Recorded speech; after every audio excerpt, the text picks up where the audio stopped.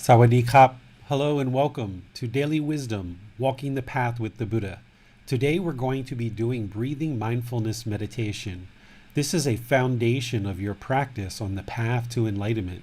It's a very important, required aspect of your practice. Without a daily, consistent meditation practice, you would find it impossible in order to attain enlightenment or this peaceful, calm, serene, and content mind with joy. You couldn't attain enlightenment without meditation, but you also can't attain enlightenment with only meditation either. You need to learn the teachings in order to apply them in your daily life. The entire path that the Buddha taught, the Eightfold Path. The last session that we had on Sunday at 9 o'clock Thai time, we discussed mental health, a modern day delusion, chapter 22. And in order to set up our talk for that chapter, I discussed the Four Noble Truths, and I even included the Three Universal Truths just prior to talking about the Four Noble Truths. So today, what we're going to do is we're just going to review that briefly. And the reason why is because in the Four Noble Truths, the Buddha essentially gives us the origin of the problem, the cause of the problem, the elimination of the problem, and then the complete solution of how to eliminate the problems in the mind. And breathing mindfulness meditation is part of that solution, part of that remedy. So it's really important in doing meditation that you understand why you're doing it, because then it's going to inform your meditation practice so you actually know what you should be doing while you're actually meditating and building up this life practice of a consistent, steady, dedicated practice of breathing mindfulness meditation, which is just one component of your entire life practice. So let's review what we discussed on Sunday. Here I'm going to use some visual aids to kind of help me, which I didn't prepare for Sunday because we were already talking about many different things. So I would like to use these visual aids to kind of help you to really soak these teachings into the mind so they just become very, very clear in your understanding. As we learn and understand the teachings, what you're doing here is you're building up your wisdom. By learning these teachings intellectually, you're then should take these teachings and apply them in practice so that you can then see that these are in fact truth. We have the Three Universal Truths and the Four Noble Truths. Nothing that I share with you ever should be believed.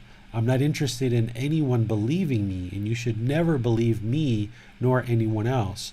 It's important as a practitioner on this path to enlightenment that you see the truth for yourself. And through seeing that truth, you will then acquire wisdom, and the mind is liberated through wisdom. So the first of the Three Universal Truths is impermanence. Impermanence is that everything is constantly changing. There's no permanent state in terms of the material objects, possessions, relationships, thoughts, ideas. Everything in the world is constantly changing. All conditioned thoughts will cease to exist. There's no permanent thought that you're going to have. Everything that arises will cease to exist. The only thing that has a steady, consistent, or fixed state is enlightenment. But everything else is impermanent, meaning it's temporary. It is not permanent. This is impermanence. And rather than just believing what I'm sharing here, it's important that you actually observe it in practice. And this is where you can look around. You can look around the world because this is a universal truth. The Buddha's teachings show up in the world. He's teaching the natural laws of existence. So one of the ways that you can practice is look around you and see, is the Buddha actually telling the truth? Did he really truly discover the natural laws of existence? And if you can find something that's permanent, then you've essentially disproved the Buddha. And at the same time, if you don't find anything that's permanent, then you're soaking into the mind and creating this wisdom that yes, indeed, everything is impermanent. So your hair, your clothes, your relationships, the physical body, jobs, income, places where you live, everything in your life has been constantly changing over and over and over again. And you can look at this and really soak it into the mind so that you know without a doubt that impermanence is indeed a universal truth. The second universal truth is discontentedness. This is where the Buddha describes the three feelings that the mind experiences: a painful feeling, a pleasant feeling, and a feeling that is neither painful nor pleasant. This is essentially how the mind moves from conditioned thought after thought after thought after thought. We experience sadness, anger, frustration, irritation, guilt, shame, fears. All of these are very painful feelings that the mind experiences. We also experience pleasant feelings, happiness, excitement, elation, and we experience feelings that are neither painful nor pleasant, things like boredom or loneliness or shyness. These three feelings are impermanent. The mind cycles and moves from experience to experience, having these experiences of these feelings, and the mind becomes discontent. When the mind is sad, it's discontent. When it feels anger, it's discontent. When it feels guilt or shame or fears, it's discontent. If you're missing your loved ones or missing home or missing certain situations in the past, the mind is discontent because it's longing for those situations. If the mind is happy or excited or elated, it's discontent because it can't hold on to those feelings permanently, and therefore they're discontent. This is why the mind oftentimes, when it's happy or excited or elated, we fall, we trip, we drop something, we break something, we pull a muscle, jumping up and down or whatever it is. It's because the mind is discontent. It's so excited, so elated, so happy. And then, of course, when the mind is bored or lonely or shy, the mind is discontent because it's a feeling that's neither painful nor pleasant. Okay? Some people, when they teach this, they will use the word suffering. So if you're learning Gotama Buddha's teachings through any other resources, you might see the word suffering, but I don't use this word because it doesn't really fully illuminate what the Buddha was talking about. The Buddha was talking about painful feelings, pleasant feelings, and feelings that are neither painful nor pleasant.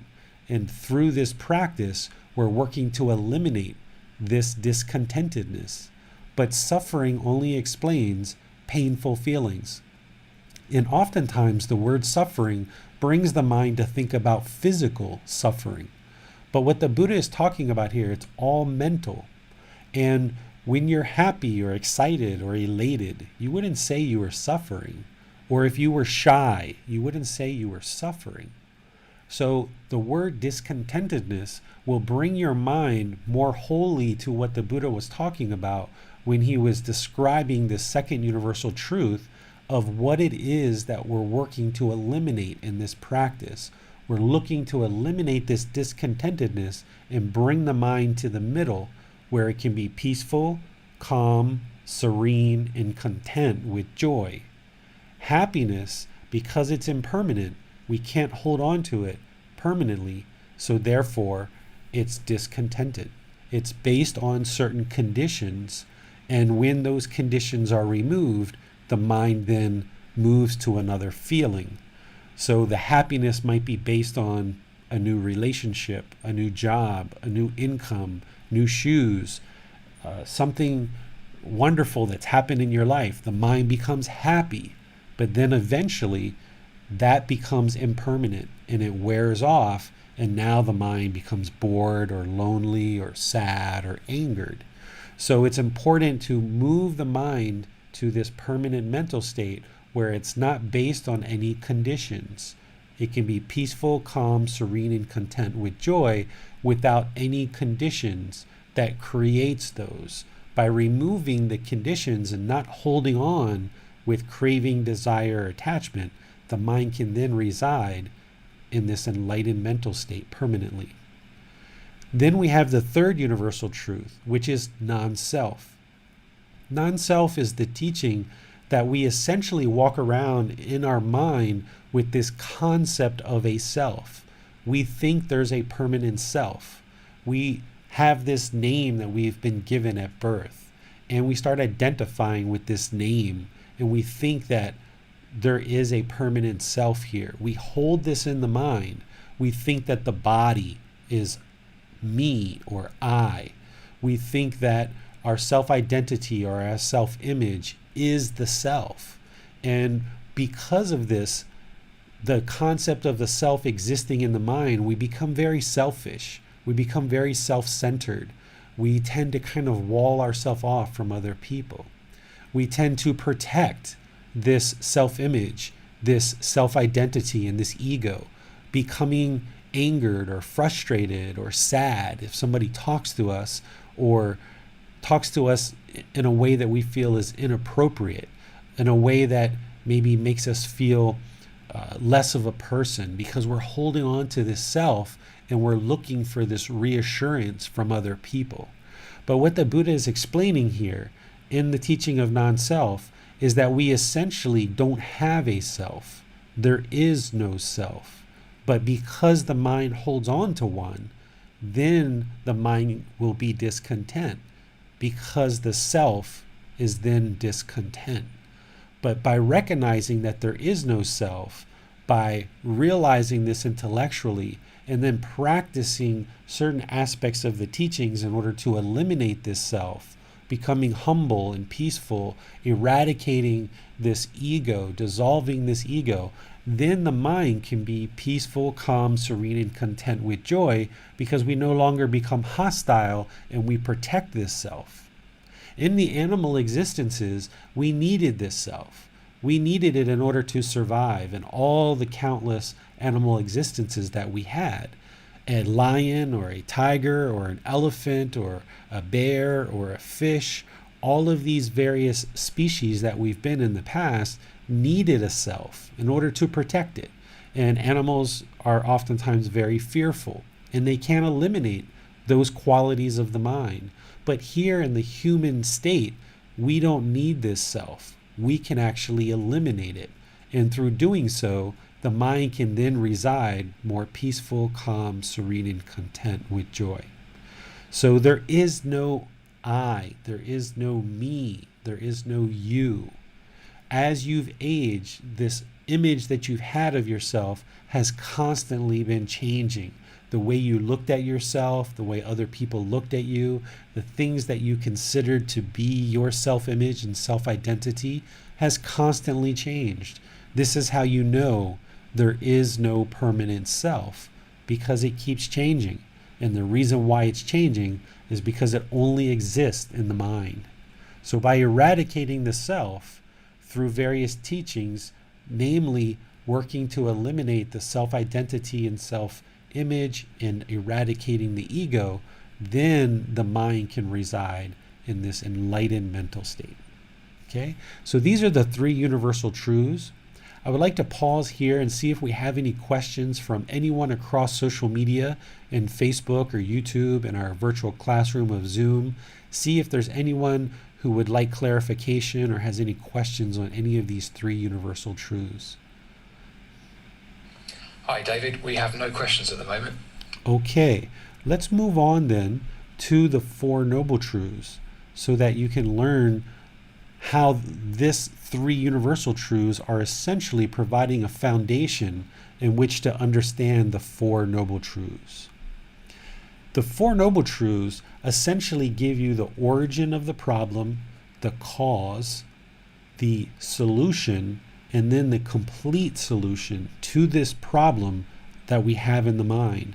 There's actually multiple problems that the Buddha discussed and gave us remedies for, but here we get the primary problem, and this is why Gotama Buddha made this his very first discourse. The words that I'm using here are my interpretation of the Four Noble Truths in a way that is easily digestible for practitioners in today's society. The first noble truth that I share is that every unenlightened being will experience discontentedness. So everyone that is unenlightened will experience this discontent mind. You will experience painful feelings, pleasant feelings, and feelings that are neither painful nor pleasant. Okay, so if you're experiencing sadness, anger, frustration, irritation, annoyance, guilt, shame, fear, if you have missing or you're missing people or missing situations, you know that you're unenlightened. If your mind has this happiness and excitement and elation, and even the mind might be longing for that and craving those feelings, then you know that you're not yet enlightened.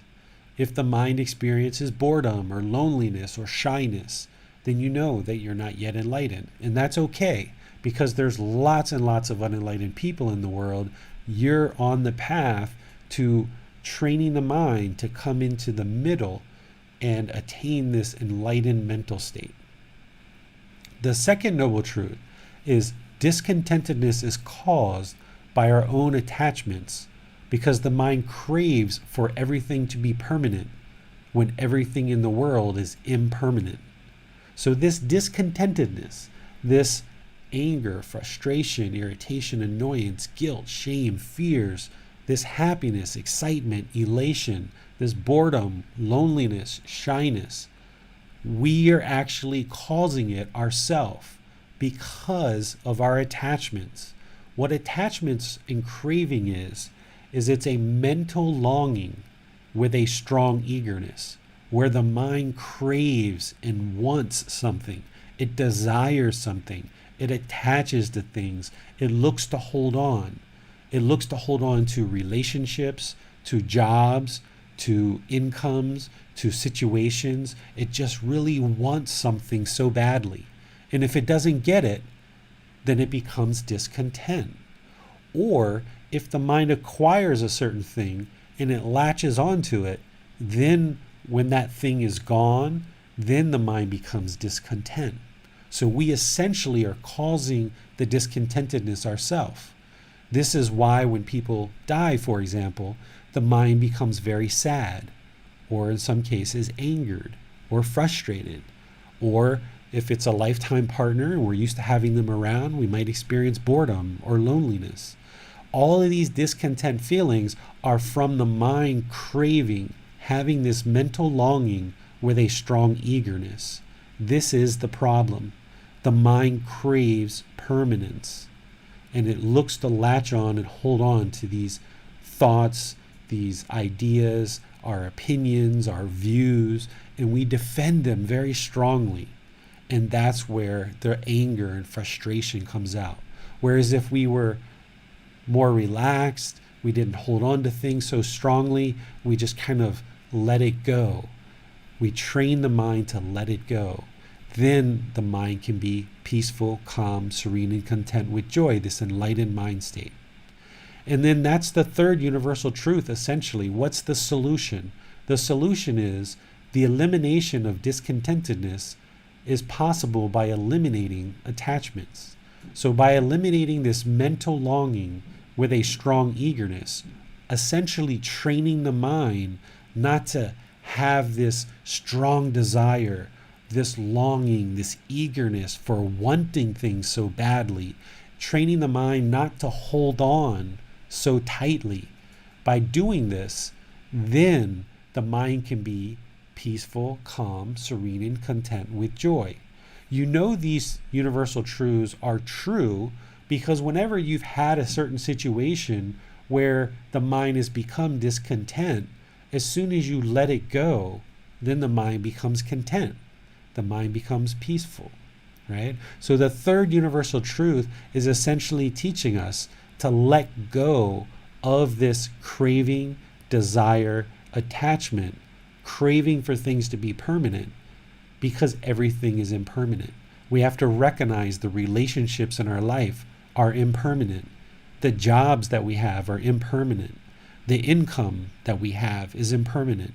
The clothing we have, the possessions we have, our own children, our own partners, everything in our life is impermanent. and it will leave us someday. Even this body, this human body, is impermanent. It's constantly changing. Sometimes it's going to be healthy, sometimes it's going to be sick. We were young, now we start to get older, and as we get older, we feel aches and pains and problems arise in the body. We don't have our youthful appearance anymore. This is all impermanence. But if the mind latches on and it holds on, craving permanence, then it's going to cause itself to be discontent. And then, of course, the fourth noble truth is the path to eliminating discontentedness is the Eightfold Path. And the first step of the Eightfold Path is called right view. Having the right view of the world. Essentially, what the Four Noble Truths is giving us is self-responsibility. Understanding that we are responsible for all of the discontent feelings. By taking responsibility for all the discontent feelings, essentially what the Four Noble Truths is helping us to see is that we have the ability to eliminate the discontent mind. If we blame our discontent feelings on other people, and it's other people who are making me angry, then you might go around and try to train 7.5 billion people in the world to do things your way. And good luck with that. It's not going to really work. It's not going to work at all. It's challenging enough to train just one mind, which is your mind. So what the Four Noble Truths is helping you to see is that because you are causing all the discontent feelings, you can also eliminate them through training just one mind.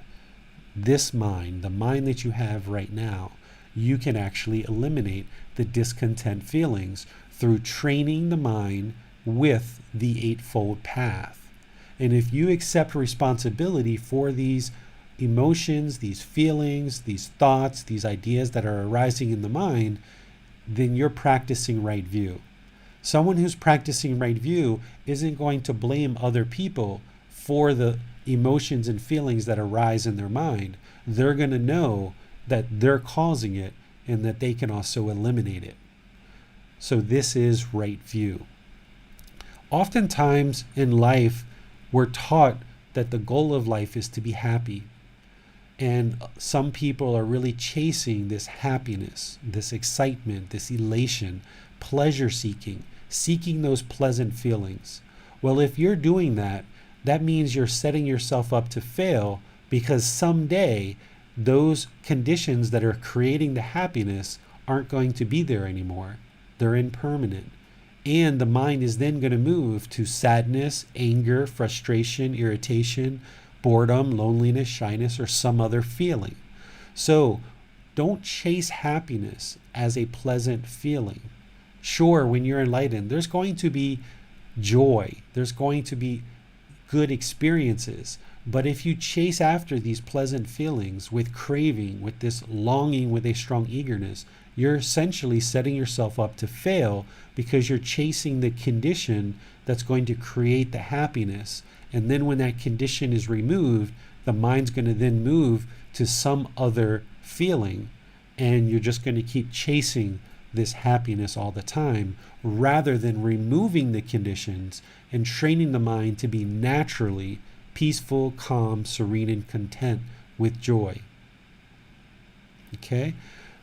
What you need to do is train the mind to be satisfied with what is. Oftentimes when we become bored or lonely or some other condition, we just look for some other thing to latch onto to create those pleasant feelings. What you need to do is just train the mind to be satisfied with what is. If it's bored, okay, then the mind is bored for now. Let's apply some effort and go for a walk. Let's go outside. Let's look around. Let's do some other activity that can move the mind into the middle and release this boredom. Okay? So look for ways to just be satisfied with what is. Once you attain the enlightened mental state, it's permanent. It will never leave you. You will apply effort and learn this Eightfold Path to work closer and closer to enlightenment, where the mind becomes more and more peaceful, calm, serene, and content with joy. And as you gradually move in that direction based on the wisdom that you acquire in these teachings and apply and practice, you will never lose that wisdom. Once you learn something, you will never go back and actually decide, I kind of liked it when I had the ego and I walked around arrogant and people talked bad to me and they were angry with me and people yelled and hollered at me because I didn't talk polite and kind. Even though I learned over the last few years to be really kind, polite, and respectful, I think I'm going to go back to being angry and frustrated and arrogant again. That was actually fun. You'll never do that. The mind won't do that. It will have too much wisdom. It will have seen the light, so to speak, and it won't go back to the darkness. So by you learning and practicing these teachings to acquire wisdom, you will then move the mind closer and closer to this enlightened mental state and gradually move closer to it, where you can then have this permanent mental state, not based on any conditions, and the mind will be permanently peaceful, permanently calm, permanently serene, permanently content, and permanently joyful, because it's not based on any conditions. You've actually removed all the things that were standing in the way and causing the activity of craving, anger, and ignorance or unknowing of true reality. You will have removed all the darkness, the hostility, the anger, the frustration. You will have removed that through developing your life practice. So let me pause here and see if we have any questions on any of the Four Noble Truths. I'd like to ask a question, David. So something we see in certainly modern society, and it's always been there, I think, is a very hedonistic approach to life. Endless pleasure seeking, almost as though it's built on this belief that, yeah, there's a cost to it. Yes, it's painful. Yes, there's a hangover, but actually it's worth it. And I'm reminded of a quote by Bob Marley, who said, "The truth is, everyone's going to hurt you. You just got to find the ones worth hurting for." Now, I'm not saying I agree with that, but that's certainly a view that a lot of people hold. And I think it might be one of the primary objections to people who are new to this viewpoint, right view, the Four Noble Truths. So what would your guidance be to someone who holds such a view? Yeah, if you believe that somebody else is hurting you, then you haven't yet established right view. You're practicing wrong view, because other people can't hurt you. Other people can do harmful things, right? Somebody could come up to me and punch me, or someone could shoot me with a gun, and that will harm the physical body, but it's not harming me, because there is no me. There is no I. There is no you. If somebody says something disrespectful and then I feel hurtful feelings because of it, that's because the mind is craving for everybody to speak kind and polite to me. And it's expecting that. It has an attachment. It has a desire. It has this mental longing with a strong eagerness, expecting that everyone's going to talk nice to me. And then when somebody doesn't, because the mind craves that so badly, and because there's a self there, self-image, self-identity, and ego, then the mind causes itself to be hurt, to be frustrated, to be angry. Whereas if we eliminate these things out of the mind, then if somebody says something disrespectful, it's just like sound. It's just like wind going, past the ears. You recognize that that's just that person speaking. They're not practicing the teachings well. This situation is impermanent, and it doesn't have any reflection on me whatsoever that this person has chosen to be disrespectful. It has no effect on this mind whatsoever, because that's their speech, and their speech is causing them problems. If they're speaking to me in a disrespectful way, they're speaking to everyone else disrespectfully around them as well, and their life is just full of problems. And there's no need for this mind to become angered or frustrated or irritated or annoyed just because of this other person. You can just move right past it. Right. So I think that's key, because when we take responsibility for our own discontent mind, then we open ourselves up to the reality that every discontentedness we experience is based on something we cause through our craving. So I think when we see that, then pleasure seeking, pursuing pleasant sensations, no longer seems like a worthwhile pursuit. Because if we do it out of craving, it will always produce some kind of discontentedness. Right. But And if someone was coming... and in your example, if the pleasant feeling that someone is seeking is that they're looking for everybody to speak kind and polite and respectful to them, and that's the pleasure, and they find pleasure in that when people speak polite, well, everything's impermanent. It's impossible to walk the face of this earth and never have anyone speak unkind to you.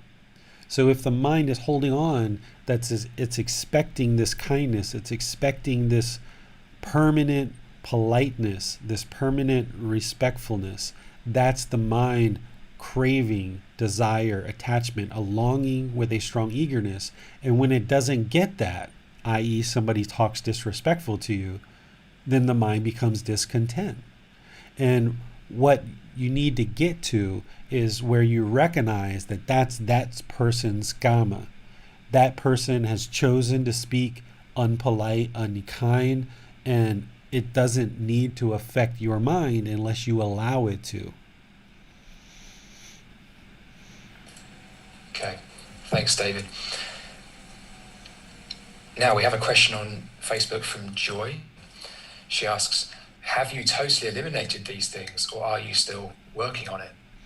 I no longer experience any sadness or frustration, anger, irritation, annoyance, guilt, shame, fears, happiness, excitement, elation, boredom, loneliness, shyness. None of these things affect my mind or are experienced in my mind any longer. That's the reason why I understand these teachings as I do, and this is one of the reasons why I understand how to describe enlightenment as a peaceful, calm, serene, and content mind with joy, because I'm describing it through the experiences that I've had. Okay, we have a question from Deborah. Is there a technique to block outside noise? I find this distracting and sometimes give up. You're never going to be able to block noise, so to speak. We live in a world where there's going to be noise.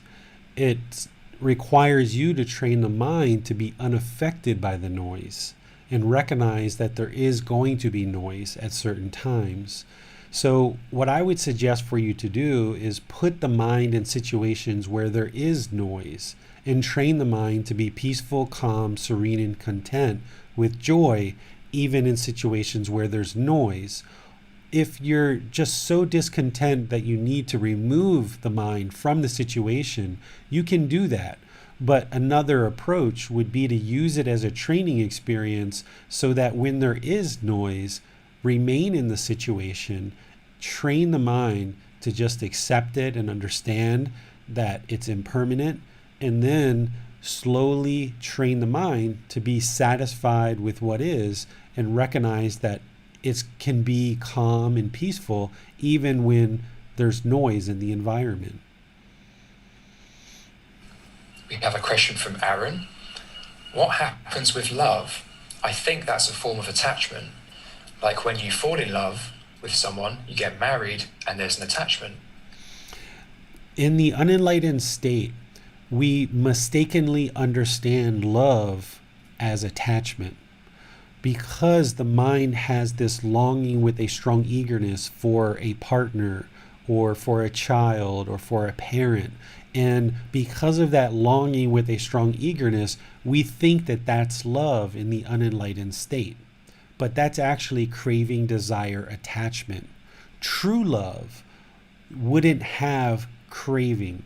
True love, you can actually have care and love, kindness, compassion for other beings without having this longing with a strong eagerness. In the book that I share, Developing a Life Practice, The Path That Leads to Nibbana, look at chapter 14. In there is the content talking about true love and how to love without attachment. Right now, you're thinking of love as attachment, and you think that love is an attachment, but it's actually not love. There may be love there, but it's kind of being masked by this craving, desire, attachment. And that's why in relationships, oftentimes people get very hurt or very frustrated or very angered because there's so much craving, desire, attachment that the mind latches on. It wants things to be a certain way, and then it causes itself to be discontent. But if you remove the craving, desire, attachment, this mental longing with a strong eagerness, if you remove that from the mind, which is what we're going to be working on today, if you remove that from the mind in the relationship, then you can experience true love. What true love is that you have a genuine wish for others to be well in all situations. You just have a genuine wish for others to be well. I love you, therefore I would like to see you be well. I have no expectations, no obligations, no requirements. I would just like to see you be well. That's true love. But what we tend to do in the unenlightened state is we say, I love you, therefore I would like you to make me happy.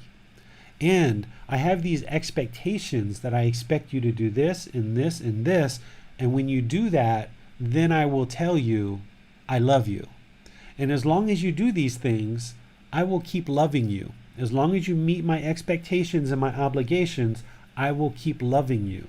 But as soon as you stop meeting my expectations and obligations, now I don't love you anymore. I've fallen out of love with you. This is what we do in the unenlightened state, but that's not love. That's actually attachment. We're attaching our happiness onto this relationship with the other person, and we start creating these obligations for the other person to fulfill. And that's essentially sabotaging the relationship, because any and all attachments will cause discontentedness. If you allow attachments, craving and desire, this mental longing with a strong eagerness to come into the relationship, and you create that in the mind, then you're going to sabotage the relationship, because if there's attachment, at some point there's going to be discontentedness. But if you can train the mind slowly to understand what true love is, and you and your partner, your children, your parents can practice true love, then you can have a relationship that is based on unconditional love. There's no conditions in true love. But in the unenlightened mind, when we talk about love, we place conditions on our love. And once people meet these conditions, then we say we love them. And then when they stop meeting these conditions, then we say we don't love you anymore. But that's not love. That's craving, desire, attachment, mental longing with a strong eagerness. So definitely look at chapter 14. And I did a talk on this several weeks ago that you can get on the podcast or the YouTube channel, and you can learn about true love. It's one of the most rewarding things about this path is learning how to love without attachment, and you can have amazing relationships where you never argue. You never get frustrated with each other. You're never upset. You're never annoyed with another person. And by learning how to practice true love, then you can love everyone and every being in the world, because you're practicing true love. So definitely look at chapter 14 and the talks that I did on those topics. We have a follow-up from Joy. She asks, what about sex, abusive partners, cheating partners, etc.? Right, so this falls into the moral conduct of what we teach as part of the Eightfold Path. While we shouldn't have expectations and obligations of another partner, there needs to be some basic foundational aspects of our conduct that lay the foundation for this healthy relationship, right? So I can have a relationship with somebody and they're agreeing that they're going to have a committed, faithful, loyal relationship with me, just one person. Now, if they decide to go out and be with another person, that's where you need to make the decision whether you're going to accept that into the relationship or not. I guarantee you, if that happens, there's going to be discontentedness in the relationship, because the third precept is all about sexual conduct and how we can ensure that our sexual conduct doesn't hurt other beings. If somebody goes out of a relationship and has sexual contact with another being, this is going to cause harm in the relationship. Even if both people say we're going to have an open relationship and allow this to happen, this relationship is never going to be close and intimate and very loving, because in the back of the mind, the two individuals, even having accepted that they're having sexual contact with other people, are never going to be as close with each other as if they had a loving, committed, loyal relationship. So expectations and obligations are different than kind of baseline foundational requirements or needs for the relationship to be healthy. And in order for the relationship to be healthy, we need to practice harmlessness, where we aren't interested in harming other beings. If we harm through our sexual conduct, then it's going to create harm in the relationship. Likewise, if there's physical abuse or mental abuse or things like this is where the individual has to decide whether they're going to continue in this relationship or not. Knowing that there's harm being done in the relationship means that there isn't the basic foundational needs in the relationship to have a healthy relationship. So there needs to be a well-established moral conduct, moral code, where both parties agree that they're not going to have partners outside of the relationship. They're going to be polite, kind, respectful. Of course, if you're both unenlightened, which many people are, you're going to get frustrated with each other in some situations. As long as you're not practicing true love, and as long as there's still attachment and you're not enlightened, there's still going to be discontentedness. There's still going to be sadness, anger, frustration, irritation, annoyance. But choosing a partner as a life partner, you can now both agree that you're together in this relationship, committed, and you're going to work together to evolve and support and encourage each other on this path. Because if one partner is practicing true love without attachment, and the other one thinks that in order to show love, I need to be around this person all the time, I need to show them how much I love them through smothering them, essentially, is what we end up doing. Then if both parties are practicing two different philosophies of life or two different approaches to life, this is going to be a very challenging relationship. But if two people come together and agree that you're going to support and encourage each other along this path, then it can be a very fulfilling relationship where you're both practicing true love and supporting and encouraging each other along this path. So David, not only is all discontentedness caused by attachment, but something you said earlier, all attachments will lead to discontentedness of mind. Absolutely. So if we know we have an attachment, and even if we're not experiencing the discontentedness from it right now, but we know it's there, what are some approaches we can take, and how do we do that without creating unnecessary surplus discontent feelings? Okay, so let's keep in the theme of relationships, okay? Let's say I know that I'm attached to my son. I have this craving, this desire, this attachment, this mental longing with a strong eagerness for my child to be a certain way and to do certain things. And right now, I'm fine because he's asleep and I'm here teaching. But let's just say in my mind, whenever I'm around him, I'm just trying to shape him and mold him, and I put my expectations on him of what I want for him as a parent. And I see all this goodness that I would like for him to attain in this life. And because of that craving, desire, attachment, I'm putting pressure on my child to be a certain way. This is going to sabotage our relationship.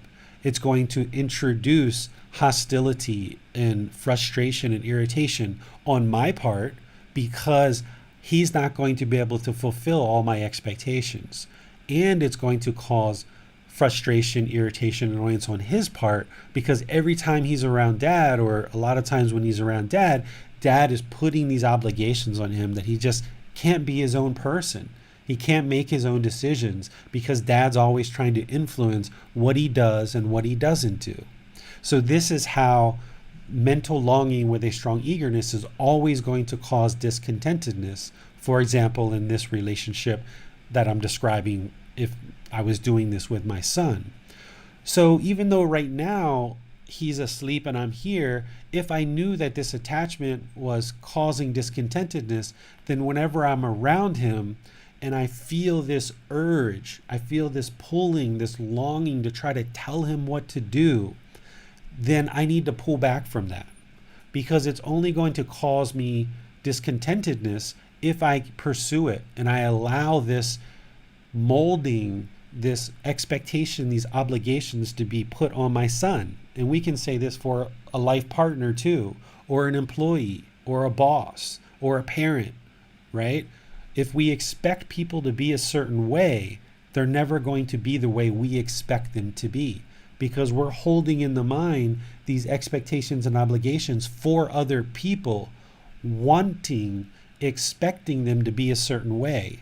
And there's no way that anybody can fulfill all of our expectations in terms of, I want you to be this kind of person and that kind of person and this kind of person. Everybody is their own person and they're going to be however they are. We shouldn't try to force or mold or shape people to be a certain way. But for example, with my son, I need to provide him guidance as a parent. So if he's lies, for example, or he goes outside and he hasn't taken a shower, he hasn't brushed his teeth, I need to kindly guide him towards good, wholesome decisions, because I can't be there all the time to make all the decisions for him of what he should do in his life. So rather than, Bailan, did you brush your teeth today? You're not going out of this house unless you brush your teeth, right? This is the mental longing and strong eagerness that's going to come across with hostility and anger and frustration in my speech. Rather, we need to take a more kind, gentle, respectful approach. Bailan, just curious, have you brushed your teeth today? We're getting ready to go outside. It's important that you brush your teeth. Or however you decide to phrase it, you will find the right words, right? But we can ask politely. And if he says, no, Daddy, I haven't brushed my teeth yet. In fact, I haven't brushed my teeth for 3 days. Well, I know if he hasn't brushed his teeth in 3 days, it's not the end of the world. There's no reason. What? 3 days? You haven't brushed your teeth? Are you crazy? Right? There's no reason to go into that. Oh, you haven't brushed your teeth for 3 days. Wow. Your breath's going to be smelling pretty bad. I don't know if anyone's going to be willing to talk to you when you go to school today, or whatever you end up saying, right? But you politely guide him to brushing his teeth. And if you work with lower kind of threshold situations and you guide them towards making good decisions, and I even use that with my son often, I will say, that was a very good decision, Bailan. You just made a really good decision. That's really great that you decided to do that. So accentuating the positive. And if he makes a decision that's not so good, I will say, Bailan, I'm not so sure that that's such a good decision. If I was you, you might want to reconsider that. Rather than going outside having not brushed your teeth, it's probably a good idea if you brush your teeth before you go out, don't you think? Right? And you can do this, you can guide your children and help them to learn to make good decisions and explain to them why, right? But with a life partner, they're already brushing their teeth. They already have been brought up. They're already doing certain things. But if you notice things that you could support them with and encourage them with, you can do that. But we shouldn't try to shape or mold our partners, because oftentimes what happens is we hold this perfect image in the mind of what we think our partner should be. And then when we take on this life partner, we try to shape and mold them into exactly the kind of person that we want them to be. And that causes discontentedness in the mind for ourselves and for them, in the same way that it happens with children. So we need to encourage and support our partners, our children, our parents. And if people ask us for help or need our help, we can share that. But when we forcibly try to get people to fulfill this perfect image that we have in the mind of what they should be, then we're not allowing them to be their own individual, unique person.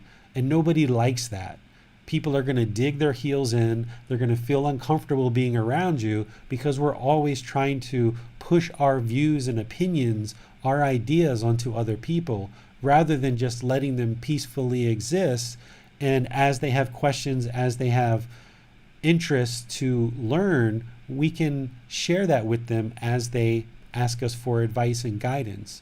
But if we find ourselves pulling in the direction of putting our expectations and obligations on other people, it's not going to turn out well, whether it's partners, children, parents, co-workers, employees, neighbors, anybody in our life.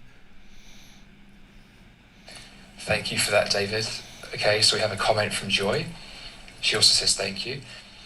I think my husband is naturally content. He doesn't practice anything. He has just always been very stable, unlike the ex. Unlike what?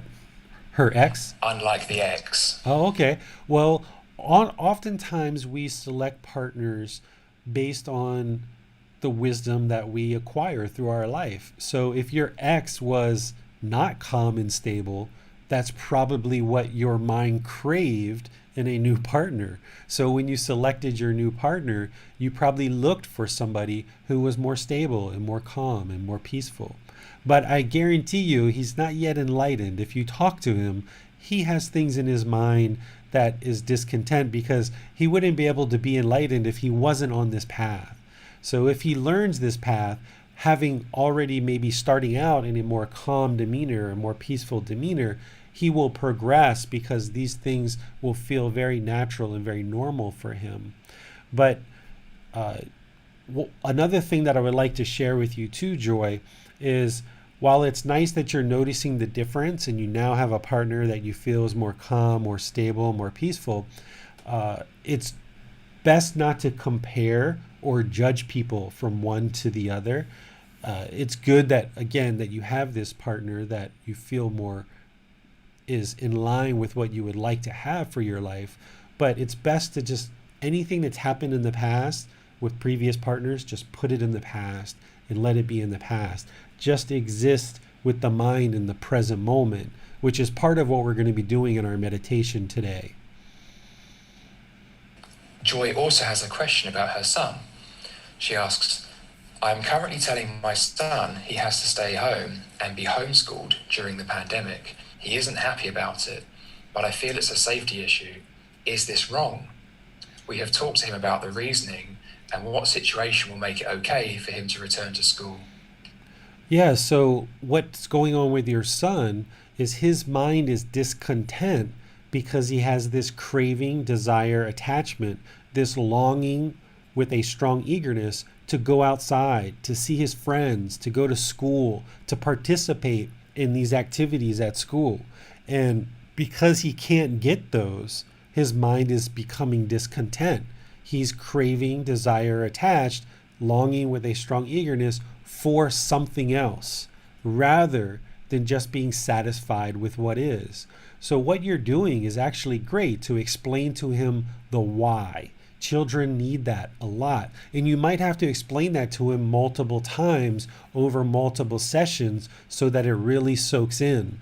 You can even help him to understand impermanence and help him to see that while this situation right now requires him to be at home and study at home, that's impermanent. And someday he will be able to go to school. So his mind because he hasn't learned and studied these teachings and practiced them, his mind has this craving, desire, attachment, this longing with a strong eagerness, and it wants permanence. And he not only wants permanence, but his mind also thinks that this situation of studying at home is permanent. So by you introducing the teaching of the three universal truths and the Four Noble Truths to your son as part of the homeschooling would be excellent to help him release this attachment that he has to being outside, so he can recognize impermanence and see that the situation that he's currently in is impermanent. And he understands why his mind is discontent, and then he can become more satisfied with what is. We have a question from Aaron. I've always had this question about mental illness. How can you train a mind that is ill? Do you need a different approach? I actually don't consider minds to be mentally ill. They're essentially untrained, right? So the last talk we did on Sunday was talking about mental illness, where we described the three universal truths and the Four Noble Truths. And the reason why we describe these is because this is the true problem. What people are describing as mental illness, which might be sad thoughts or frustration or anger or irritation or anxiety or suicidal thoughts or fears or phobias, all these different things that are labeled as mental illness, is really just a mind that is untrained, a mind that doesn't understand impermanence, discontentedness, non-self, the three universal truths that we talked about at the beginning of this talk. And it's a mind that doesn't understand the Four Noble Truths. It doesn't have right view, because rather than accepting responsibility for its thoughts, ideas, and emotions, the mind has been taught to blame the chemistry in the brain. But it's not the chemistry in the brain that is the problem.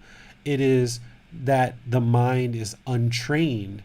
And through being on this path, using the Eightfold Path as a foundation and as a way to train the mind and progress toward enlightenment, anybody who has any of these kind of, what I would say are kind of average mental illnesses, whether it's PTSD, ADHD, ADD, bipolar, depression, anxiety, panic disorders, suicidal thoughts, any of these things that we talked about on Sunday, all of these can be remedied through learning and practicing these teachings to train the mind.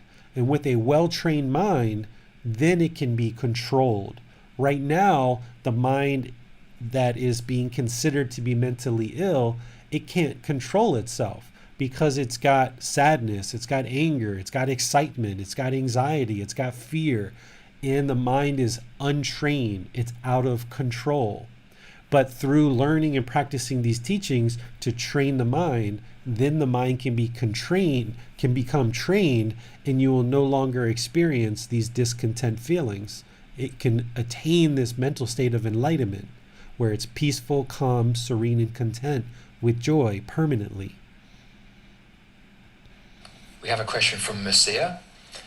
I have noticed some emotions such as anger, irritation, and frustration are not as strong as they used to be, and I'm very encouraged by this. However, all of a sudden I feel a lot more sadness, and I cannot trace where this is coming from, as I've never felt depressed before. Can you provide any explanation or help, please, David? Yes, Marcia, I'm glad to hear that things are improving, because I know you've been part of this program for a little bit, and it's great to hear things are improving. As you're training the mind and you're moving along this path, it's not uncommon for various thoughts and ideas and things that kind of surface in the mind. And you might not know exactly what it's from when it first surfaces. It can be things from this life, from earlier in your life, from when you were a child and you just aren't in touch with those memories anymore. It can even be things from previous lives as well. What's important is you just keep sitting with the thoughts, you keep staying dedicated and consistent to the meditation practices, learning the Eightfold Path and progressing along the Eightfold Path.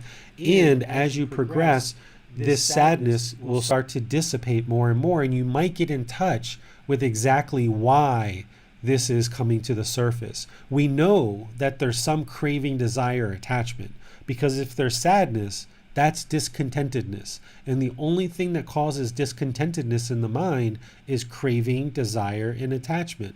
So there's some mental longing with a strong eagerness. There's something the mind's holding on to. And it might be 2, 3, 4, 5 different things. And you're just not aware of that right now. But as the mind clears out, it might come through more and more. And you just have to continue to build your mindfulness or awareness of mind. And of course, we do that through meditation, like what we're going to do today, and keep building your concentration so that when you become more and more aware of these thoughts, you can then apply right effort, which is to abandon these thoughts and cut them off. So it's good you're getting some progress, but don't be surprised as you progress through this that certain thoughts, painful feelings, pleasant feelings, feelings that are neither painful nor pleasant arise. We think that, oh, we're going to do this work with the Buddha. It's so wonderful. It's peaceful. It's loving. It's kind. It's compassionate. It's generosity. Yes, all those things are part of the path, and that's where we're moving the mind to. But to get from point A, unenlightened mind, to point B, enlightened mind, sometimes the road becomes pretty rocky. And that's okay. Just stay dedicated, stay consistent with it. And over time, we know that those painful feelings, that sadness that you're experiencing, we know it's impermanent. So just stick with the dedicated practice that you're doing that has provided this much benefit, and just continue to stay focused on the goal. Okay, we have a question from Shital, and Shital is interested in asking live. So I'm going to pass over to Shital now. Over to you. Perfect. Okay, hello. Hi, Chantel. How are you, sir? Very good. Okay. So, from last 3 days, obviously, I've been trying to meditate, and I want to ask something which is related to my doing meditation only. So I'm like, while meditating, I have this depression issue. I've been feeling like this from last many years, and I've been on medication and everything. And I've always realized that practicing mindfulness always helps me. The other day we did it together for some time, and then afterwards I did it myself. So it's always helpful. When then after like 2-3 sessions, these problems always start to arise. And my problem is that when I sit down to meditate, I'm clinging to certain feelings. Those feelings which make me feel depressed, be it resentment or hurt towards somebody. And I know those are also the feelings which make me feel like crying all the time, like I mentioned in my last session, that I always feel like crying. Those are the feelings. They come up when I meditate, and I keep clinging to those feelings because that the pain is there subconsciously. I don't want to address them because whenever I try to address them, I either don't know how the solutions to the problems, or the confusions, or I whatever is making me feel that way, or I don't have enough courage to choose what feels right. So I always avoid addressing them, but I also don't want them to go away when I'm meditating, because I then feel that what if I'm always like, what if I forget them, and they're there for a reason. They are my dilemmas and confusions which need resolution. So when I sit down to meditate, I just don't feel like letting go of those feelings. I cling to them. I fear that if I stop giving them attention, the much needed importance, if I stop thinking about them, they will probably remain unresolved, and I'll just move my attention from there. They're not pleasant feelings, and I'm still choosing to cling to them. It's hard. My mind is constantly running, racing. I am, it's always reasoning. It's always thinking. I'm not able to let go of them because I've tried this, like as per instructions how you Okay. meditate. I always try to let go of them, and that feels light. And honestly, I'm not used to feeling light. So when it feels light, I'm not comfortable with that feeling, with that light feeling. I'm comfortable with heavy feelings, because I'm used to feeling heavy. Mm-hmm. Okay, this is a So great question. Did you have more, Chantal? no, Okay. that was it. Yeah. Okay, Thank you. this is an interesting question. So, a couple of things to talk about. First one is you just started learning on Sunday, essentially, with me. And on Monday, when we did our private session, I helped you with meditation, and you've just started meditating. So you're not going to release these feelings that quickly. It's going to take a very dedicated life practice to gradually train the mind towards this enlightened mind state. So you need to practice patience, okay? It's not going to happen very quickly. But the other thing that's really interesting about what you're saying, and is something that we even talked about on Sunday, is about sometimes how we start identifying ourselves with these painful feelings, in your case, the sadness and depression that you've been experiencing. And we start identifying with that, and we start holding on to it, and we start latching onto it, because the mind wants permanence. It craves permanence. So even in the 2 or 3 days that you've been meditating, you're starting to feel a little bit of benefit, which is outstanding. And you're starting to feel the mind kind of lighten up a little bit. And now this change of this lightened mind, the mind doesn't like it. Because if we say the mind craves permanence, what we're essentially saying is the mind likes permanence. It wants to keep things stuck. And the other thing we're saying is the mind does not like change. It doesn't like it when things change. It doesn't like impermanence. So even though you've made the conscious choice to start pursuing this path, as the mind feels even just a little sliver of feeling lightness and releasing the burden a little bit, that feels different for you. And the mind doesn't like that. And it wants to revert back to those painful feelings. But what you've got to do is you've got to be stronger than that. You've got to stand up and you've got to just decide, okay, I'm getting rid of these painful feelings once and for all. You have to decide, are you interested in this peaceful, calm, serene, and content mind with joy that's permanent? And you can be pleasant, you can smile, you can go in the sunshine, you can talk to friends and family and people without feeling hurt or upset or angered, and you can have the wisdom to have stable jobs and stable relationships? Or are you interested in staying in this sadness, this despair, this misery, this burden, this heaviness that's in the mind and on the shoulders? Do you want to stay on this medication and just keep holding on to it? Now, I'm not going to say when you should or shouldn't get off your medication, but you can already see in just 2 or 3 days, the mind started lightening up a little bit, but then it wants to revert back to the painful feelings. So you've got to understand the mind isn't going to like what you're going to do to it. It's not going to like this impermanence. It wants to stay in the darkness, but you've got to almost look at the mind as a third entity and say, okay, you're going to do what I'm telling you to do. Because right now, the mind is untrained. That's why it's experiencing the sadness and the frustration and the anger and so forth. It's like a wild animal in the forest that wants to just do its own thing. Now the trainer comes into the forest and wants to start training the wild animal. Well, what is the wild animal going to do? It's going to run, or it's going to hunker down behind a log and it's going to hide. That's essentially what your mind's doing, is it's hiding from you. You've got to say, no, no, no, no.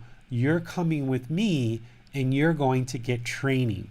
The animal's going to resist. It's going to complain. It's going to be upset. It's not going to want to do what you're interested in doing with it.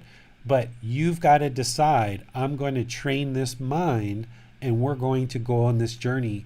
And this wild animal, i.e. your mind, it needs to get the training. Therefore, once it gets more and more training, you'll be able to control it.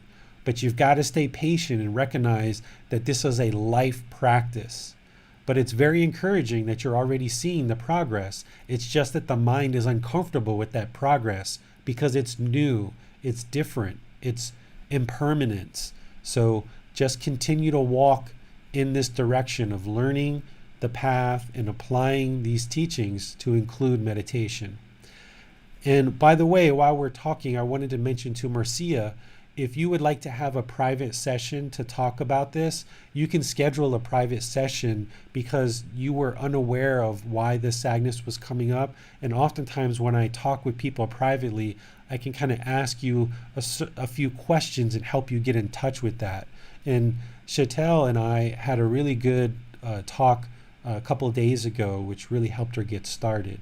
So I'm glad to see that you're joining us today, Chantel, so you can learn and continue to progress on this path. My problem is that when I sit down to meditate, I cling to those emotions, because if I always have this confusion, I'm a very confused person in general. So I have this confusion that, if I let go of those feelings, those hard feelings, that I'll not be able to ponder upon the problems that these feelings sort of are trying to bring in front of me. I will not be able to resolve those issues. So I am always in a way interested in keeping them on my mind all the time, because I am under the impression that if I am thinking about the problem all the time, then I'll come up with a solution. But while meditating, if I have to let go of those feelings, those thoughts, then I'm like, what if I forget them? What if I just let go of them? What if my problem was to resolve issue with a family member, and I was choosing to have a conversation with them, and I wanted to talk out of the hurt that they've caused me and stuff. And if I meditate and I feel light, then I'll not have those I let go of the resentments and hurt, then I'll probably not be able to conduct the conversation with that intensity. Okay, so let's look at the two different things that you're talking about here. One thing you're talking about is the painful feelings, the resentment, the anger, the frustration. The other thing you're talking about is the issues that surround those feelings and the reason why those feelings are coming up to begin with. Okay? Exactly, yes. What you're working to do is you're working to eliminate, in breathing mindfulness meditation, you're working to eliminate the mind holding on to these painful feelings. Training the mind to let go. Also, I would like to mention that when I am holding on to these feelings, because those feelings are heavy and difficult. My breathing also is, slow, shallow, and I'm used to feeling that way. It's getting difficult for me to feel normal, and like I mentioned, to let go of the feelings. Okay, you're just getting started, Chantel, so be patient.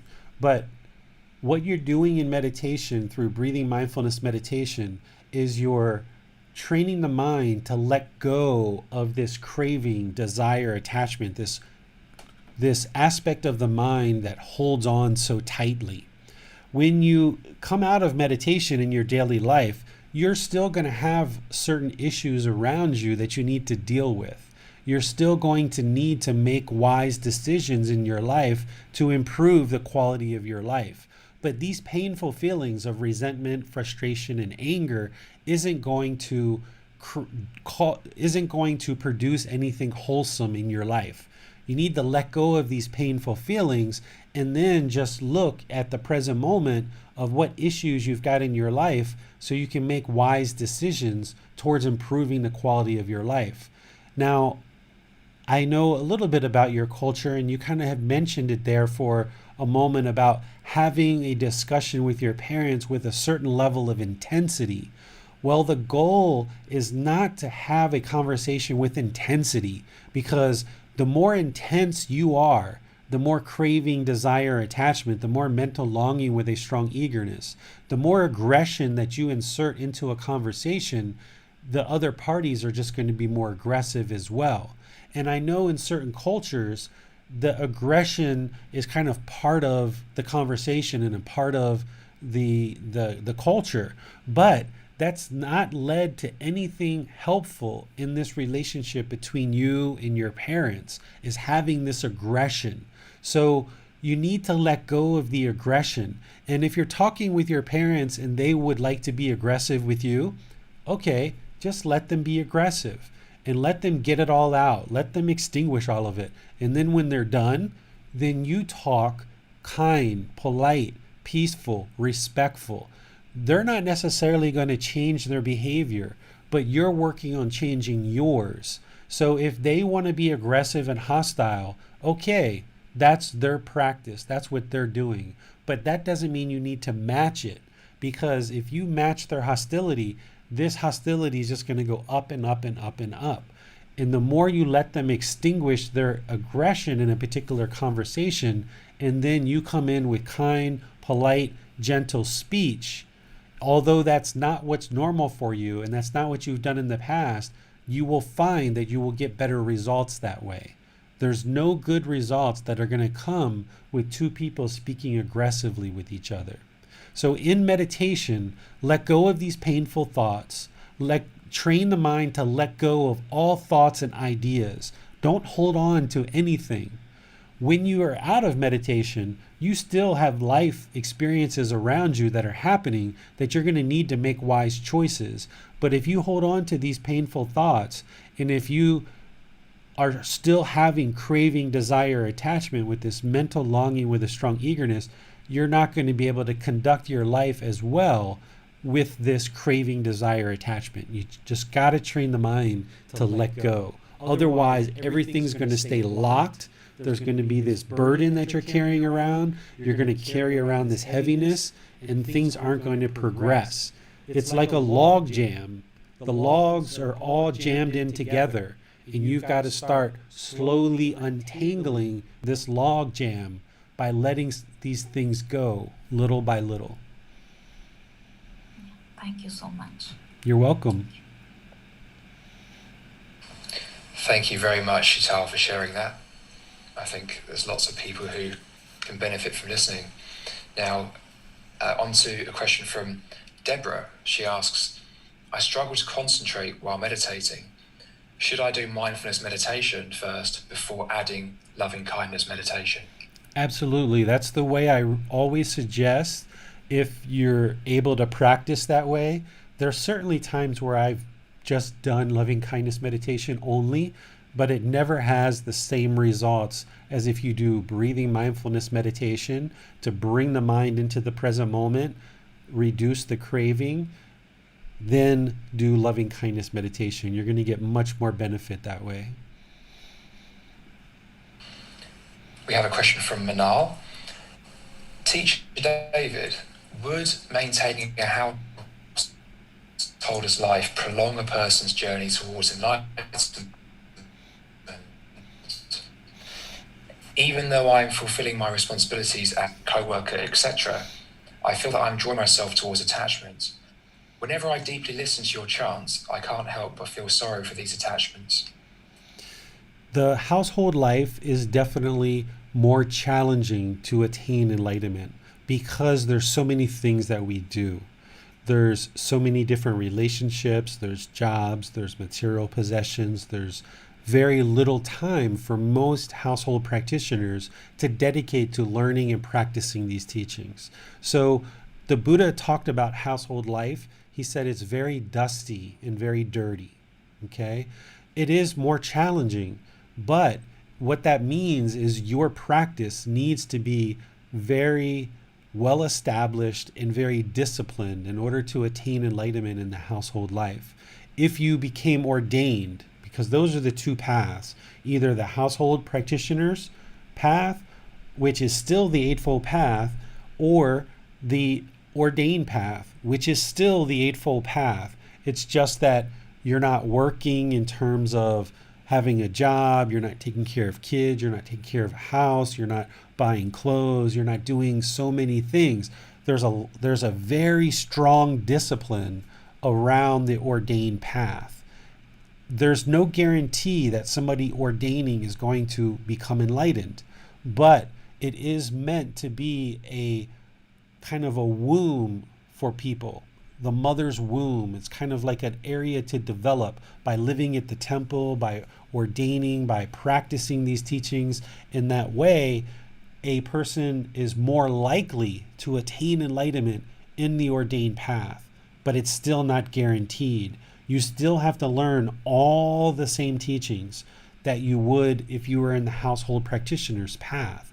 You have more time, you have less obligations, and you have more discipline that's applied in the ordained path.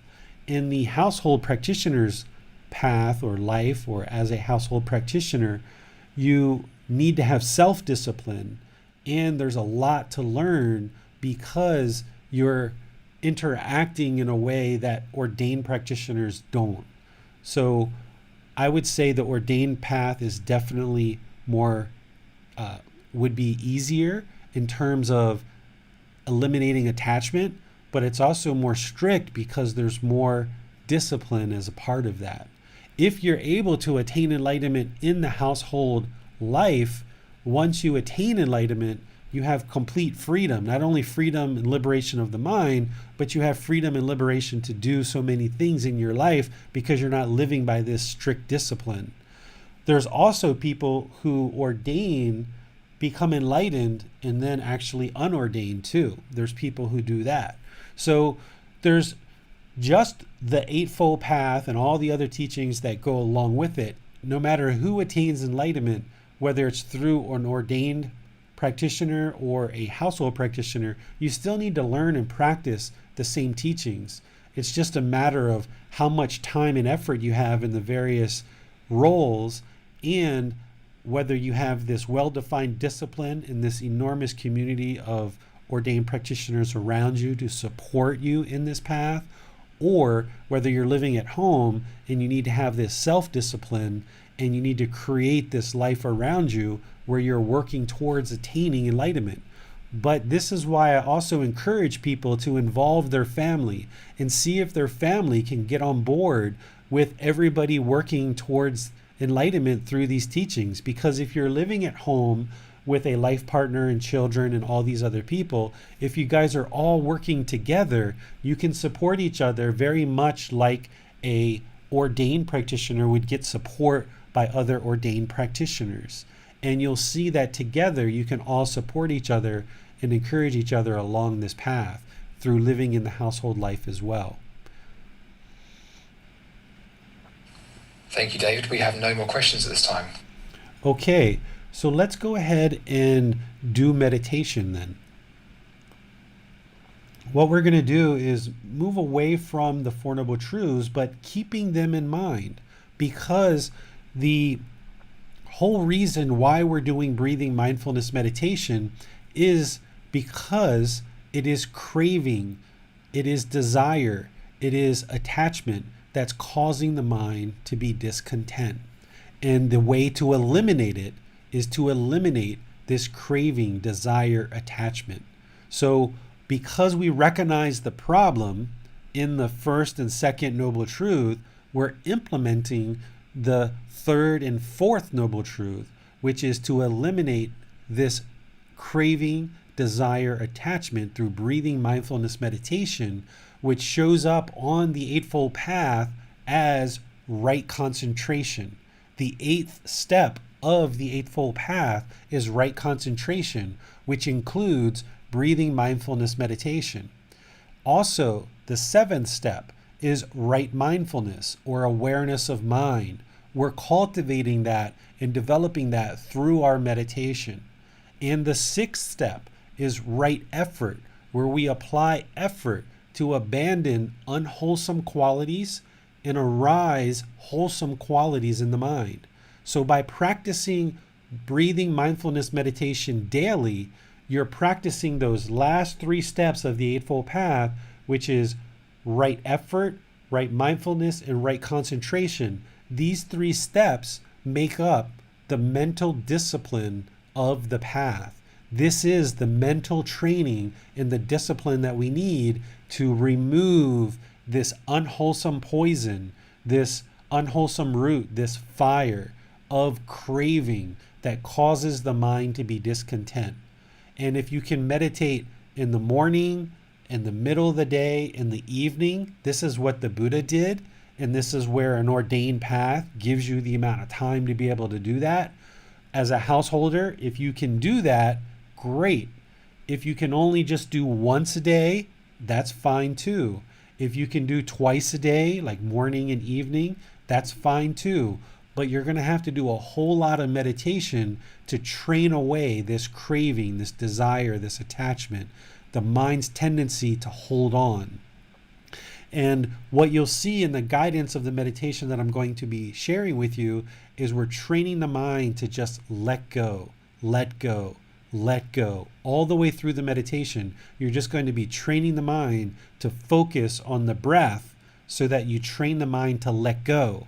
And this becomes very beneficial in daily life. So as various thoughts and ideas and things happen in your daily life, and these thoughts and ideas arise, you can just let them go. Because if the mind holds on to these thoughts, ideas, situations, experiences, expectations, obligations, you're just going to keep causing the mind to be discontent over and over and over and over again. So by training the mind with breathing mindfulness meditation, you will eliminate the discontent mind because you're working to eliminate this unwholesome root of craving.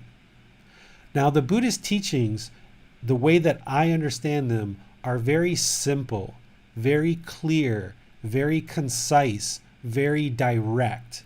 Remember, when he taught 2,500 years ago, the people around him, in the language that he spoke, it wasn't a written language. They didn't write anything down at the time of his life. So he had to teach in a way that was very clear, concise, direct, and very easy for people to understand so that they could then take it home with them and practice it. So the meditation that the Buddha taught is actually very simple, very easy. If you're looking for a very complex meditation, this is the mind's craving. This is the ego looking for complexity. But one of the things that I do in the teachings that I share is I always look for ways to really simplify the teachings and make them very easy to understand in a very clear and concise way. Because the more clear and concise that it is, the more simple that it is, you can then carry it with you in daily life and actually practice the teachings. So this meditation that I'm going to share with you is one of 2 meditations that you need to attain enlightenment. There's only 2 meditations that you actually need. There's hundreds and thousands of meditations out there in the world that have been developed after the Buddha's lifetime. But there's only 2 primary meditations that he taught as part of his teachings. And if you just focus on learning these 2 and really dedicate time to establish those 2 meditations, then what you're going to find is you can get really deep and developed meditation and get a lot of benefit and results from it. So let's go ahead and practice breathing mindfulness meditation. We practice breathing mindfulness meditation in 4 different positions, either seated, lying, standing, or walking. So today, take a position either seated, standing, or lying. Most of us are probably going to be sitting either on a chair or on the floor. If you're sitting on the floor, you can cross your legs.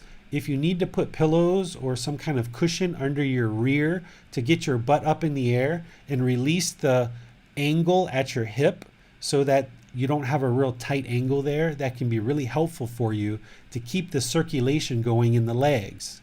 Because you don't want your legs to be real tight, then the circulation is going to be inhibited, and what you're going to find is you're going to start experiencing pain in the body. Anytime you experience pain during meditation, that means your focus is going to be on pain.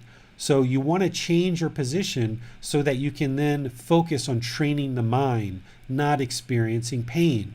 So if you feel any pain at all during meditation, just move your body and get into a comfortable position, but not luxurious. So sitting on the floor or sitting in the chair, If you're sitting in a chair, put your feet flat on the floor or cross your legs. This practice isn't about everyone doing it exactly the same. There's lots of different options here, and any good meditation teacher should help you discover what is comfortable for you. Everyone's going to be a little bit different.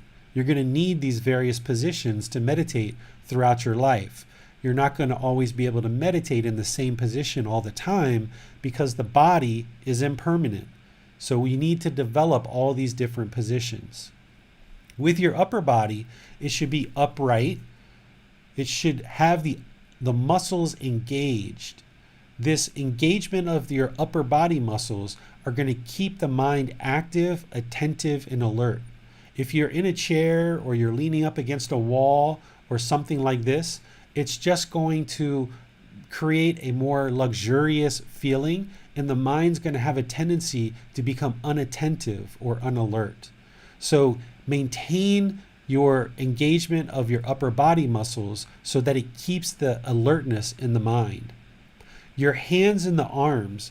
Gotama Buddha put his right hand on top of his left with his thumbs together, and then he put his hands in his lap. If this works for you, use it. If not, there's other options as well. You can put your hands on your lap.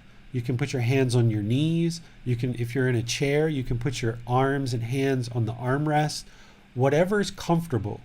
When you start moving into meditation with the body, it should be like the body doesn't even exist. It's like you're just kind of stilling the body so that you can train the mind.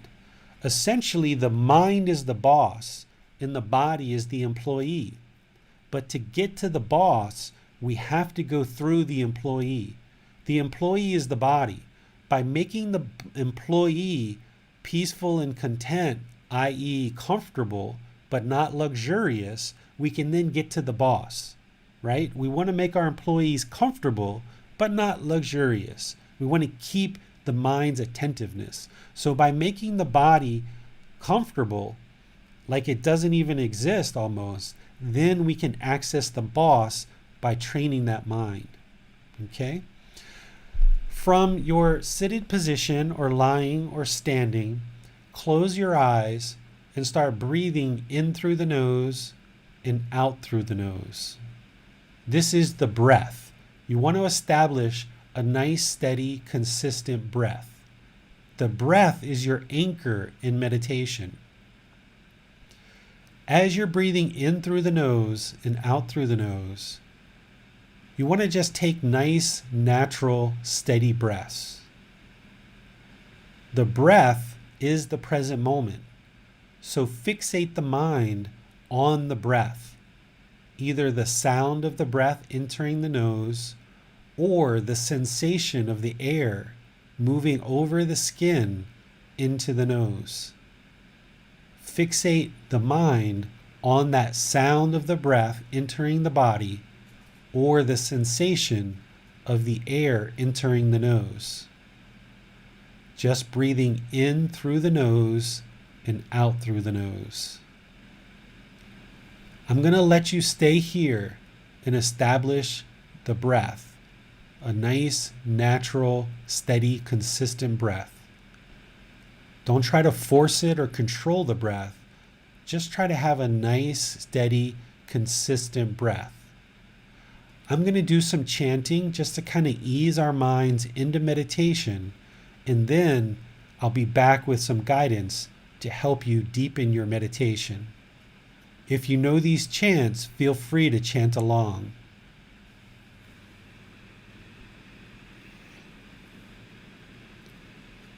Arahang Samma Sambuddho Bhagava Bhutang Bhagavanang Abhivateyami Savakato Bhagavata Tammo Tamang Namasami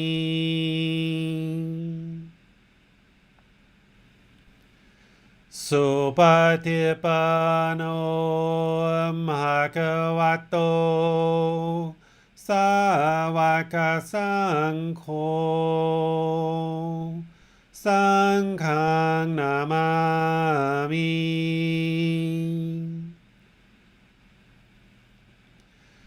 นะโมตัสสะภะคะวะโตอะระหะโตสัมมาสัมพุทธัสสะนะโมตัสสะภะคะวะโตอะระหะโตสัมมาสัมพุทธัสสะนะโมตัสสะภะคะวะโตอะระหะโตสัมมาสัมพุทธัสสะอิติปิโสภะคะวะอะระหังสัมมาสัมพุทโธวิจาจารนังสัมโหโนสคาโตโรกาวิตูอนุเตโรปุริสาดามาสติสตาตาวามานุสนังพุทโธภควาติ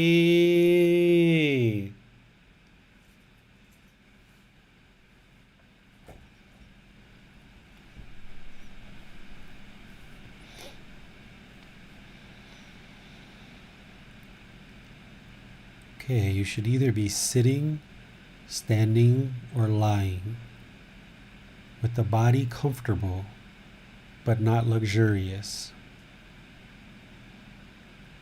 Keeping the muscles in the body erect in order to activate the mind. Keep it attentive and alert. You should be breathing in through the nose and out through the nose. Just a nice, steady, consistent breath. Fixate the mind on the breath, the present moment. Either the sound coming into the nose and out of the nose, or the sensation of the air running over the skin into the nose. Fixating the mind on the breath is the present moment. You're training the mind to come into the present moment.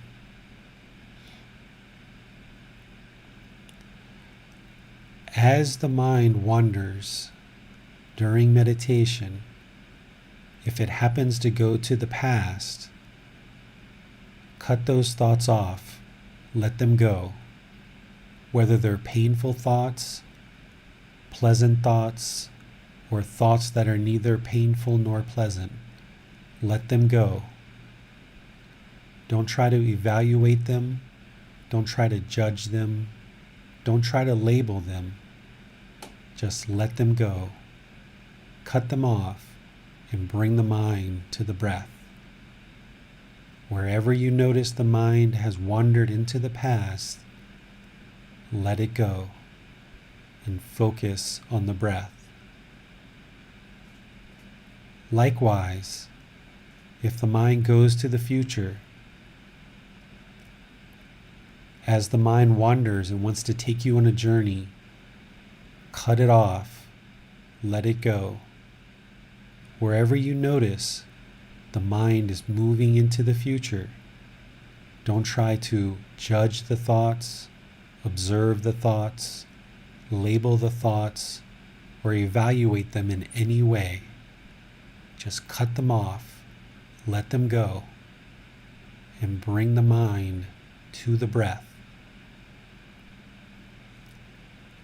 If any thoughts, ideas, perceptions come into the mind of any type, just let them go cut them off.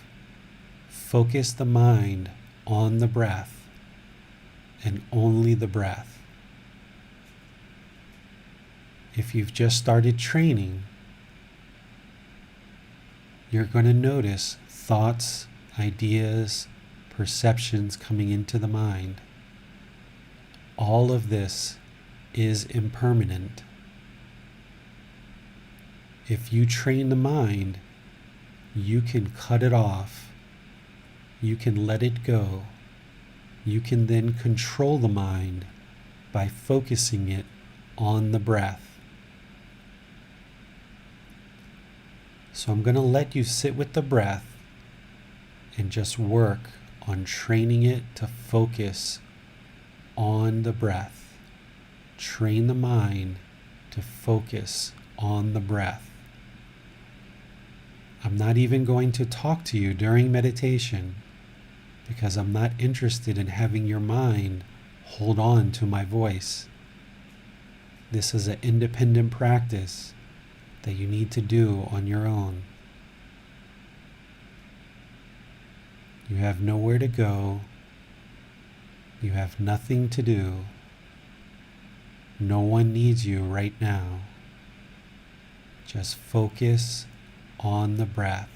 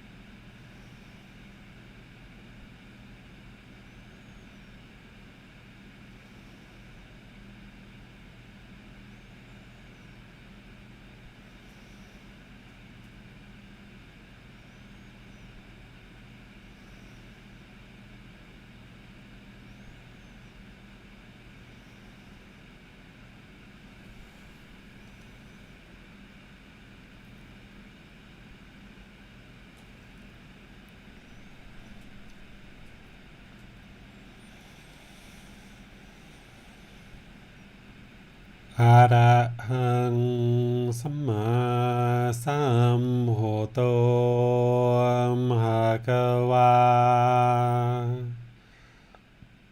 พุทธังภะคะวันตังอะภิวาเทมิ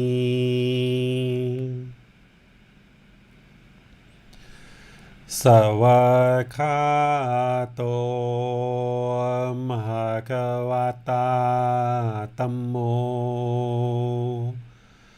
ตามังนามาสามิ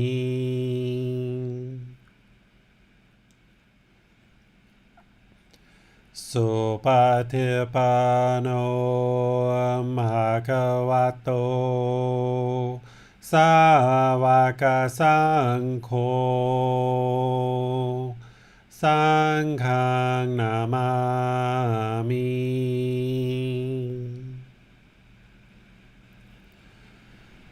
นะโมตัสสะภะคะวะโตอะระหะโตสัมมาสัมพุทธัสสะนะโมตัสสะภะคะวะโตอะระหะโตสัมมาสัมพุทธัสสะนะโมตัสสะภะคะวะโตอะระหะโตสัมมาสัมพุทธัสสะอิติปิโสภะคะวะอะระหังสัมมาสัมพุทโธวิชาจารนังสัมมุโนสกขาโตโรกาวิตุอนุเตโรภูริสาตามาสติสัตตาตาวามนุสนังพุทโธภะคะวาติ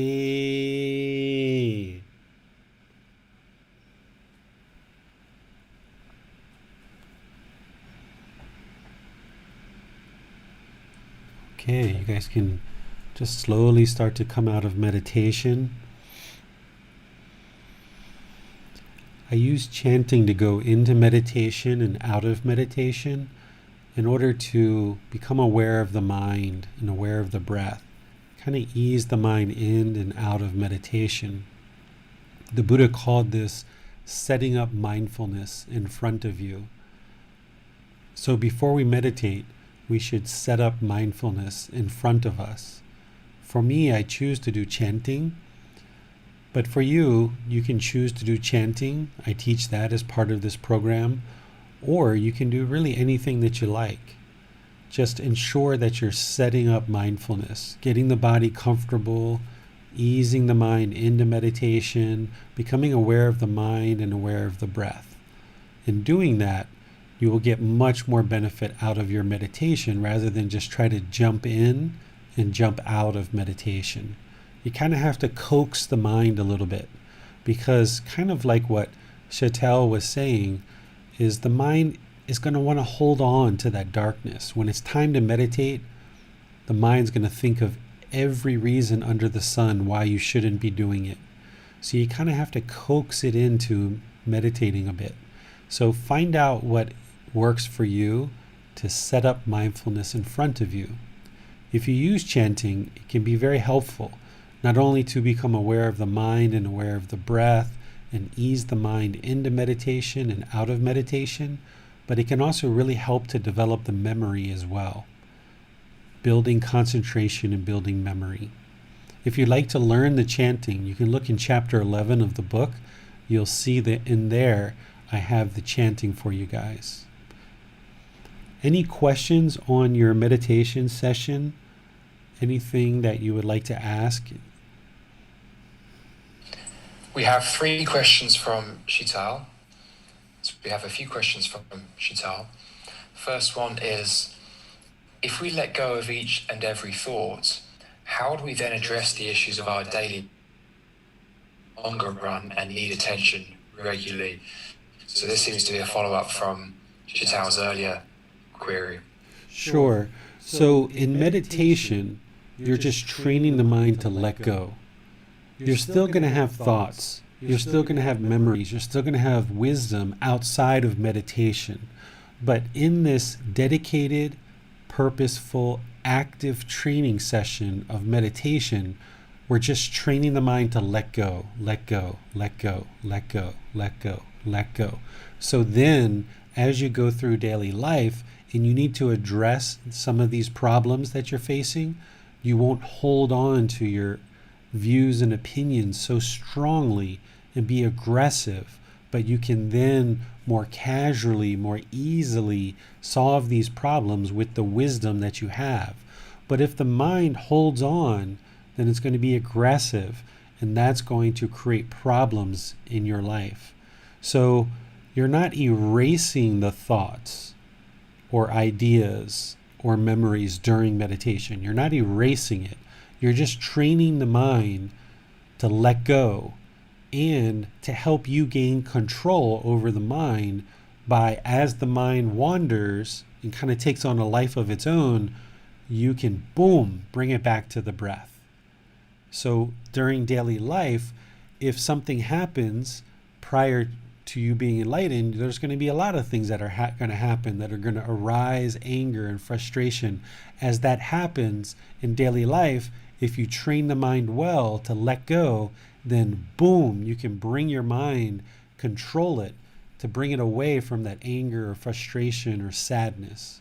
So we're not erasing the mind. We're just training it to let go, to release that grip. Right now, your mind's got that strong grip around those painful feelings.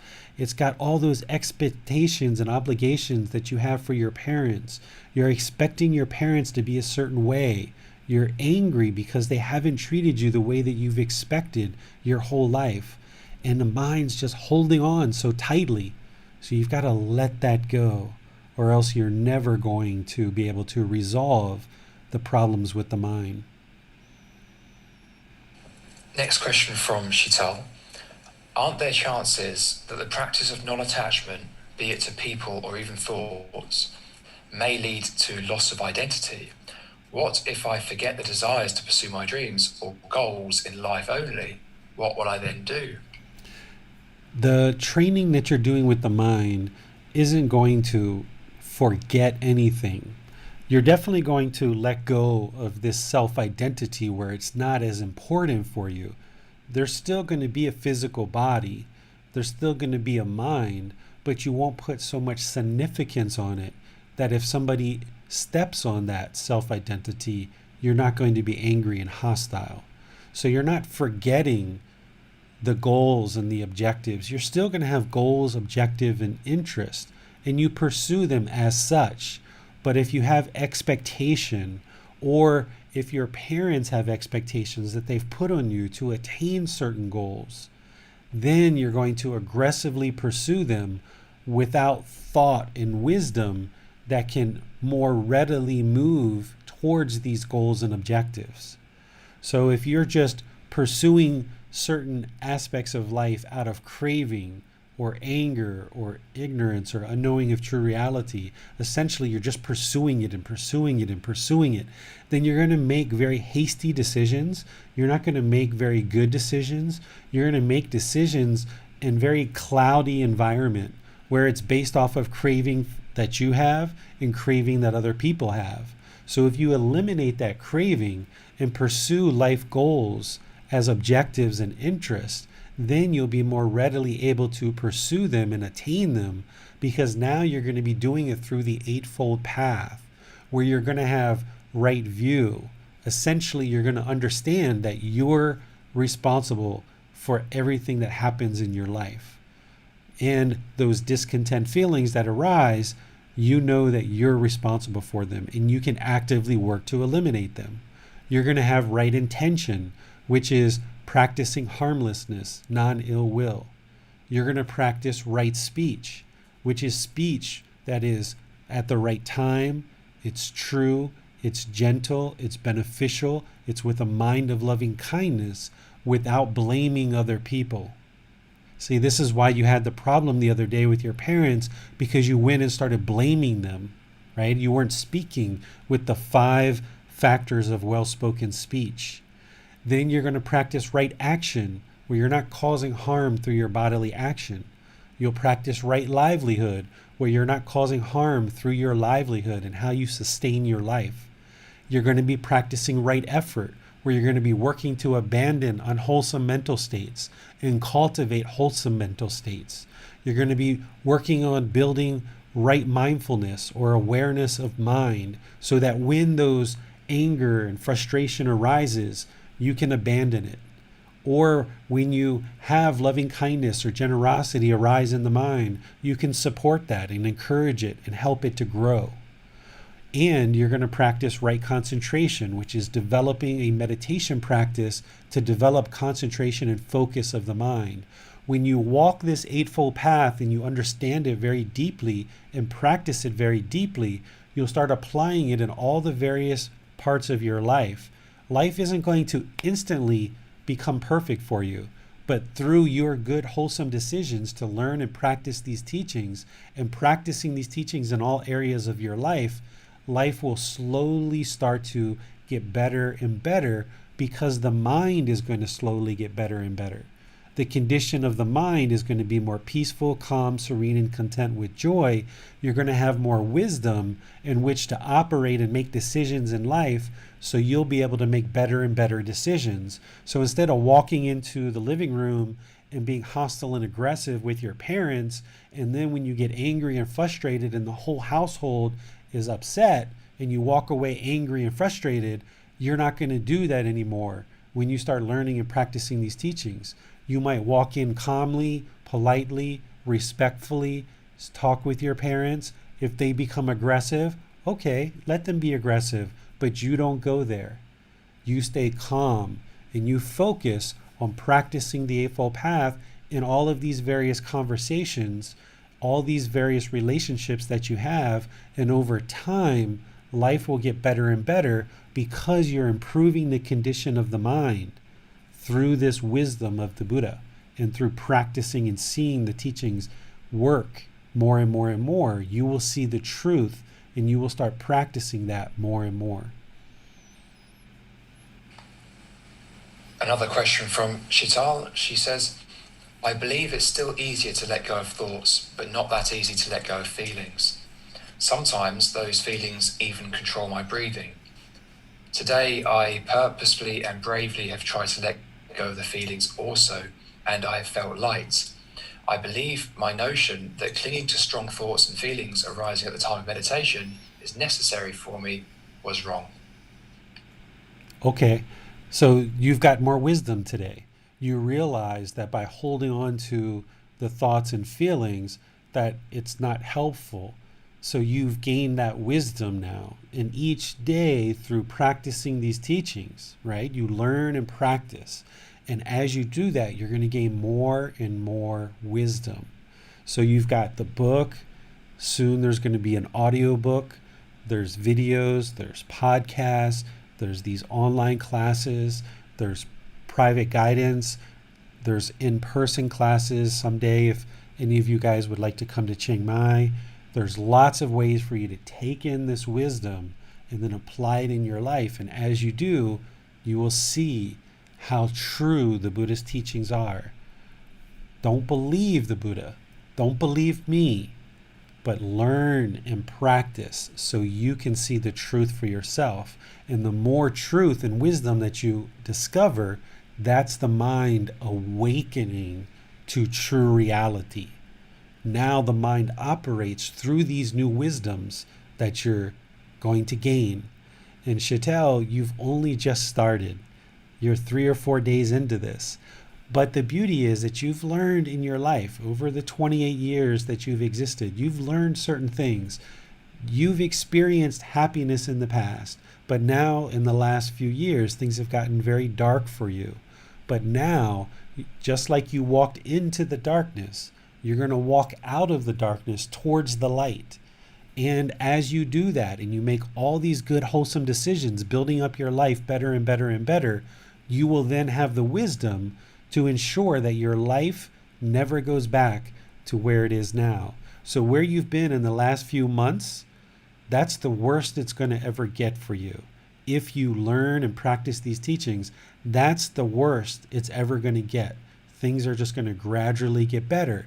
Now, some days are going to feel horrible and you're going to revert back to the problematic things that you've done in the past, but you're going to learn from that and you're going to see and you're going to improve. You're going to get wisdom. But now you're walking towards the light. You're walking the path with the Buddha. And as you do, your mind and your life's only going to get better. Thank you for your question, Shital. I, for one, really appreciate listening to that. Okay, so on to our next question. Sue Julian on Facebook asks, will the mind eventually have less thoughts during meditation as I continue to practice? I find that currently there are almost constant thoughts that are arising. Yes, as you meditate more, as you practice more, you accumulate the benefits of meditation, there'll be less and less and less thoughts. The mind will become very empty. Now, when I say empty mind, you might think, like we were talking with Chantel, that you're erasing thoughts, but that's not what's going to happen. What's going to happen is this wisdom that you acquire through walking this path will get soaked into the mind, and you will hold this wisdom in the mind, and it'll just exist. It'll just be there. But you got to clear out all of this unwholesome thoughts and feelings, ideas, perceptions, judgment, ego, all this dirtiness, all this ickiness, all this pollution, right? The 10 fetters, we call them the taints. What a taint is pollution of the mind, right? These 3 poisons, these 3 unwholesome roots, these 3 fires, you're clearing all of this pollution out of the mind so the brilliance, the enlightened mind can shine through. And the enlightened mind, it's going to be in the present moment. It's going to only reside in the present moment. You're going to have memories of the past. You're going to have goals and objectives for the future. But the mind's going to only reside in the present moment. And it's going to make good, wholesome decisions based on the wisdom of these teachings, namely the Eightfold Path. And as you make good decisions every moment, your life and your mind's going to get better and better. So as you empty out the mind of all these unwholesome things, namely craving, anger, ignorance, the 3 unwholesome roots, essentially, the 10 fetters, you start practicing all these good, wholesome teachings that are shared in this program. As all that clears out, the mind clears out the pollution, and now there's just wisdom, an unconditioned mind that is permanently peaceful, calm, serene, and content with joy. But you've got to be patient. You can't even crave enlightenment. If you have a mental longing and a strong eagerness for enlightenment, you'll never get it. So as I describe what an enlightened mind is, and it's like, wow, that sounds so wonderful, I want it. Well, okay, use it as motivation to encourage you to practice these teachings and continue your practice, but you need to pursue it as a goal, an objective, and an interest, and just every day build more and more wisdom through learning and practicing the teachings to get you closer and closer to that goal. I have a question, David. So, in your own meditation practice over the years, do you find that the kinds of experiences you have in meditation tend to become more consistent? Or do you still find that you have wildly different experiences during meditations? Every meditation's different. Yeah, because of impermanence, right? Early on in practice, like really, really early, tons of thoughts. Massive amount of thoughts. It was like a brick wall, like stone. And I didn't even know what I was doing because I didn't have the coaching and teaching and guidance. That's one of the reasons why I teach, because I didn't have it. And it was like hitting a brick wall, a massive amount of thoughts and things coming to the mind. And I didn't even know what I was doing. Then there was a period of time where I just stopped meditating. And I would have never said at that time that I was actually pursuing the path, but I stopped for a good 2, 3, 4 years. And that was some of the worst times of my life. And then I got back into it and I understood the path and I started pursuing the path. And that's where real progress was made. That's where, through dedication and commitment, that's where all the progress came. And also having confidence in the Buddhist teachings. The more that I saw the truth and I understood what I was really doing and I actually practiced what the Buddha actually taught, that's when the real progress started happening. So, but even now, today, every meditation session's different. And I don't have any expectations of what I'm going to achieve during meditation. I just know that every day I'm going to meditate. Morning and evening, sometimes other times during the day.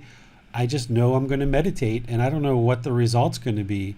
And I kind of like that. I kind of like the spontaneity of I don't have a fixed time to meditate other than when I first wake up and when I go to bed. I don't time how long I'm going to meditate for. I don't have any expectations of what will or won't happen during meditation. I just do the meditation and whatever happens, happens. And just stay fixed on that breath. Now, one thing that I don't do any longer is I no longer do loving kindness meditation other than to teach it, because I did so much of that at one time in my life, I no longer need to do it. Loving kindness meditation is to eliminate hatred or anger, and I no longer have that in the mind, so I no longer have a need for loving kindness meditation. But because I eradicated that from the mind, I know the loving kindness meditation to use in order for you guys to do the same thing. So that's why I teach it. But I never do loving kindness meditation by myself any longer because I just don't need it. And I used to also do meditation for sexual cravings in order to bring sexual craving and ultimately eliminate it. I used to do that. Didn't have to do too much of that, but I did some of it just to experience it and see the effects of it. And I also did the meditation for non-self that I share in the book. But I didn't get to that meditation of non-self until I'd already had a lot of other foundational teachings underway, and it was time to do that. There's kind of a right time to start using that. So anything that I teach, I've actually done it. And the reason why I teach it is because I know through experience that it works. I would never teach you anything that I haven't experienced myself and know with 100% certainty that it works.